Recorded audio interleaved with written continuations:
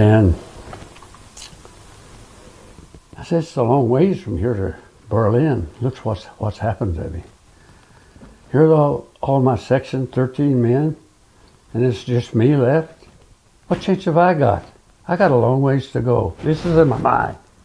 George K. Mullins was 19 years old when he reached Normandy as a replacement for the 327th Glider Infantry Regiment of the 101st Airborne Division.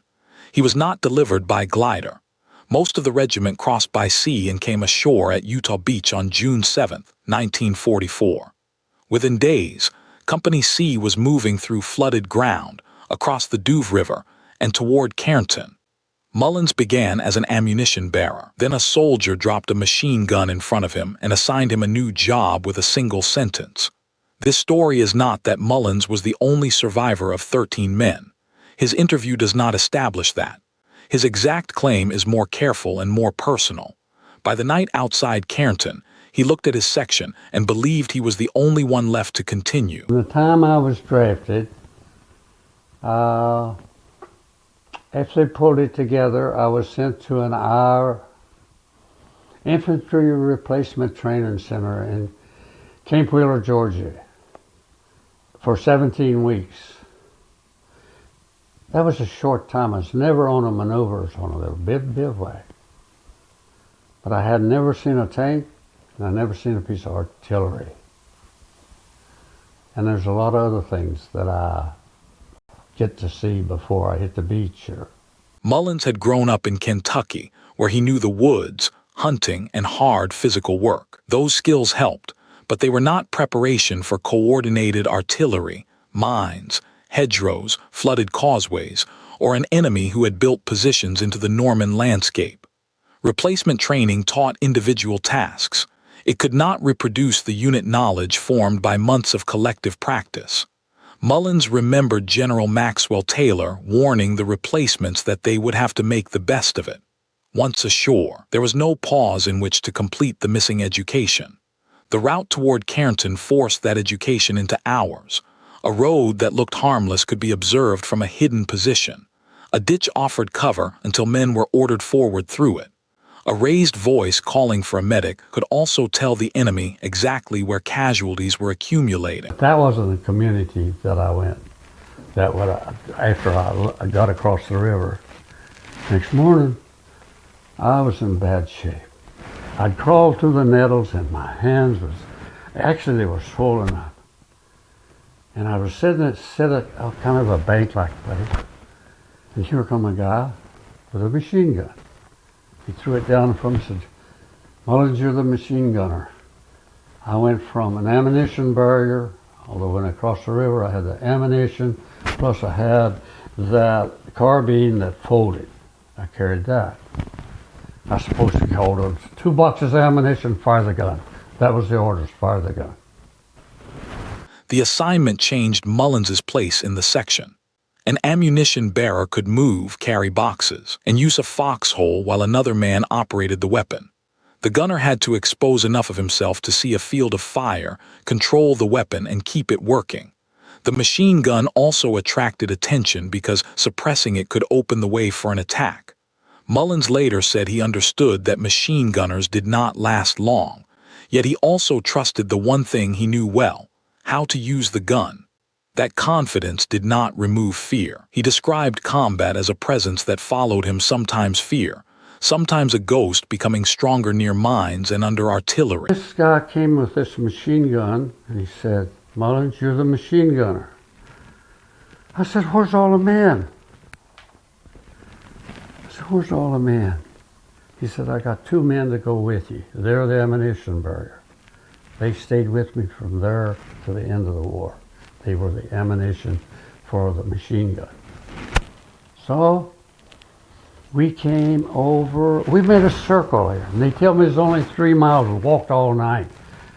3 miles for us in one night. They said, you made it. I didn't. That's unbelievable. We just went 3 miles. Well, they said it could be 4, but 3 miles how the crow flies. But my memory that we went from here all the way to the Dover River where we crossed in one night.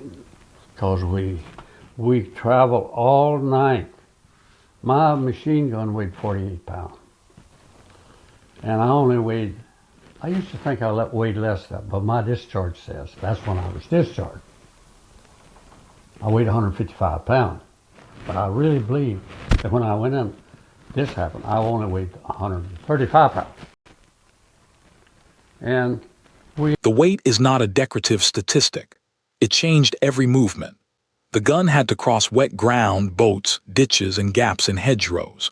Its crew also carried ammunition, personal weapons, clothing treated against possible gas attack, food when available, and whatever sleep deprivation had already taken from their balance.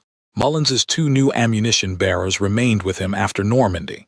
That detail matters because the 13-man statement comes from an earlier moment of attrition, not from a claim that Mullins fought the rest of the war alone. A section could be rebuilt. New men could join. But the people present at the beginning could not simply be restored. Just before the big steeple, and we was trying to get into Carentan, and the major says, and we were in the ditch. I was in the ditch with the rest of them, but they were pushing the boys up in front, and they kept hollering, medics, medics, which way they stopped. Never raise your voice and holler for a medic. The German likes to hear that. And these boys up in front, they would either get wounded or killed. And I often thought about it as the tactics being used. Now, I'm not trying to downplay any officer or anybody in this war that I knew. He was doing the best he could and the best he knew how. But none of us knew how to fight the Germans. And we didn't know the tactics. But to go up a road in a ditch forward to try to take them out, you can't do that. Kill the first ones. They don't have a chance. So, hey, we're going to keep pushing. Mullins was speaking decades later, with the outcome known and the route visible again beneath peaceful fields. His criticism is a soldier's retrospective judgment, not proof that every officer ignored a better option. He explicitly said the officers were doing the best they knew. What his memory preserves is the compression of the road. The steeple marked the town ahead. The ditch narrowed movement. Calls for medics marked the cost.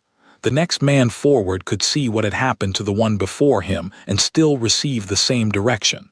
By darkness, exhaustion had become physical failure. Mullins tried to scrape out a shallow place to lie down. When he woke around midnight, he believed he had barely deepened it.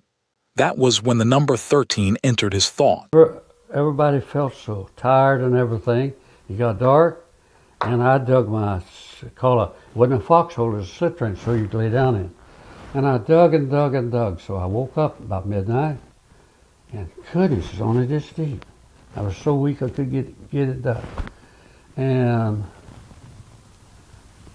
I said to myself that I got to do something. So I got on my knees and said a prayer. And I said, it's a long ways from here to Berlin. Look what's happened to me. Here's all my section, 13 men, and it's just me left. What chance have I got? I got a long ways to go. This is in my mind. And so I asked God, just give me something to hold on to. And I turned around and he reached out his hand. It's something like I'd never seen before. It wasn't just a man. Every part of it gleamed like the bright lights of a Christmas tree. Here he was. But he never touched me. You said it yesterday, you looked like Jesus.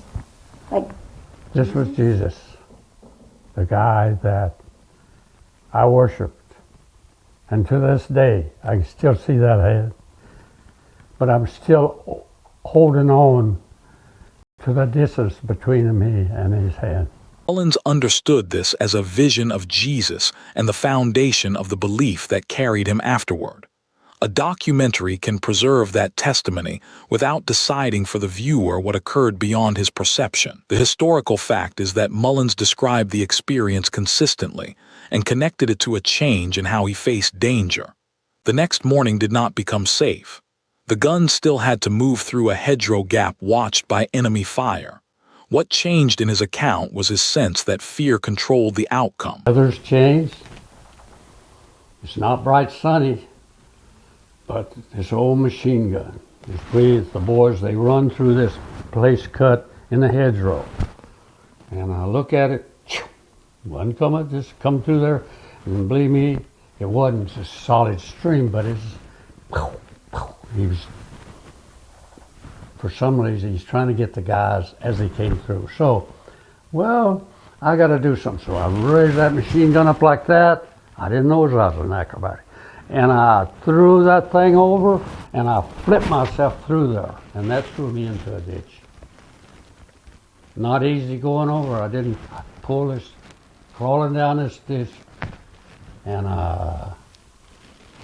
crawl right through a human crap. Stink. You know, go and get a bath and wash yourself. That stayed on me. I don't know how long. And this is my special place on earth. That little spot up behind that house, just before the hedgerow. And for some reason, the rest of my combat was scary, especially 72 days, when the Germans could put artillery reach me at any day. And the rest of the war was much easier for me. Mullins continued through the campaigns of the 327th. The regiment fought in Normandy, Operation Market Garden, the Battle of the Bulge, and into Germany. His later service does not make the Carentan Road a simple origin story in which one moment solved every danger. It explains why that ground remained his special place. It joined exhaustion, loss, belief, and action in a single memory. He returned to Normandy many years later and told the story near the landscape that had formed it.